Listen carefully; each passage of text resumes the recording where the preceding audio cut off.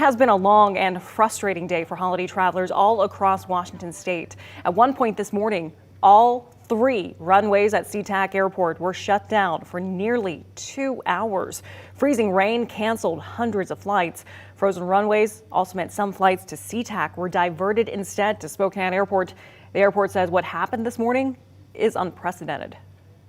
We've had storms in the past where we've had closures, where we've closed them because we've been de-icing or we've been plowing snow, but we've always had one runway open at the same time. So to have all 3 of them closed here overnight because of the ice situation, pretty unprecedented for us.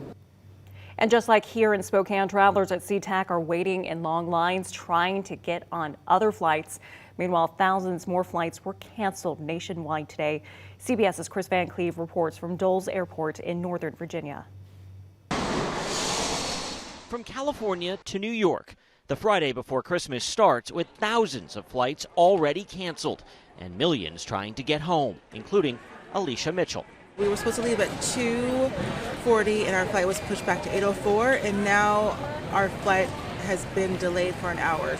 Welcome to United. Have all boarding passes out. The storm brought busy Chicago O'Hare to a virtual halt because of wind, snow, and ice. More than 560 flights were canceled there Thursday. I mean, we're hopeful, but in the back of both of our minds, we're like, I don't know if we're going to make it out tonight. The massive bomb cyclone is causing travel chaos nationwide as it whips across the Midwest into the Northeast. With frustrated travelers in Denver, I think our plans are ruined.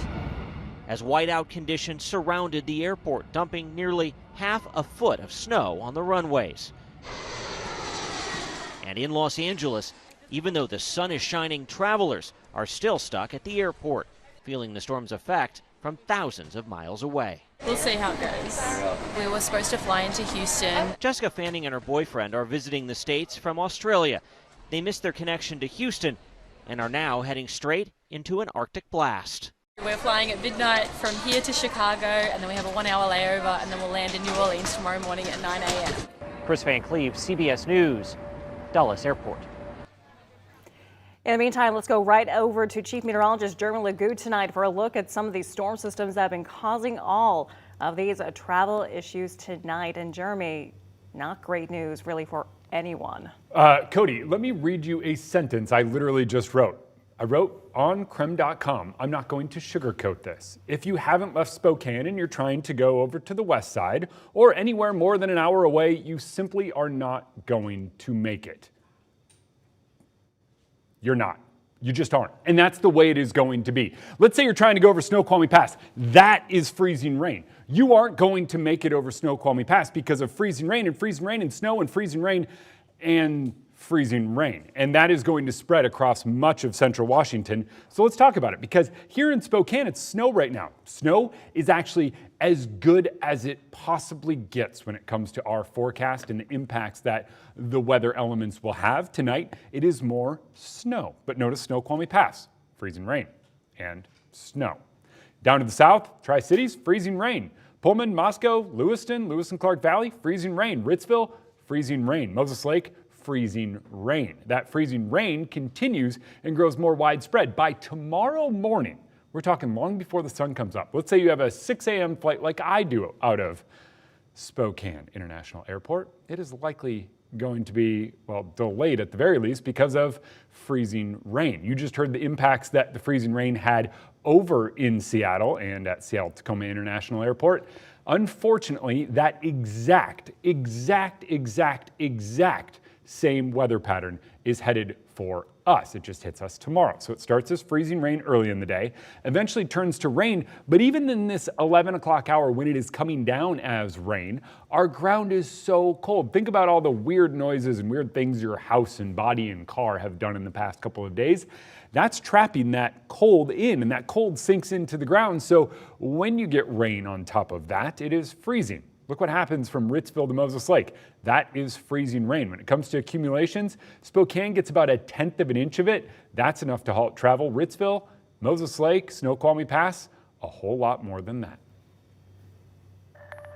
Jeremy, thank you so much. Some sobering news tonight as we check in with that forecast. Meanwhile, as we take a look at our roads at this hour, this is a live look at I-90 in Spokane, and you can see there is a heavy delay out in the valley on Interstate 90 and near Park Road. Crews have been out cleaning up today after this morning's snow is to keep you safe as you prepare for your commute home, or if you just plan on hitting the road tonight before Christmas Eve tomorrow. And again, be safe out there and take it easy as you hit those roadways. However, it wasn't all smooth sailing this morning. Messy road conditions actually led to a driver rear-ending Plowy McPlow as it was plowing eastbound Interstate 90 west of Spokane. Now, the plow wasn't seriously damaged, but it did slow down the efforts to keep roads clear and safe. With more winter weather heading our way, the Washington State Department of Transportation is reminding everyone to slow down and give the plows plenty of space. And meanwhile, it's been a tough time for drivers these last couple of days trying to head over the mountain passes. Today, Snoqualmie Pass was packed with holiday travelers, and here's a look at those current conditions tonight on the pass. Now, according to WSDOT right now, chains are required on all vehicles except all-wheel drive. Oversized vehicles are prohibited. That is for both the eastbound and westbound lanes.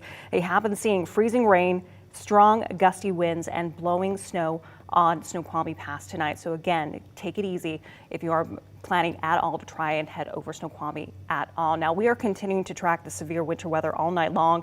And for the latest forecast and road conditions, you can also go to our website at KREM.com.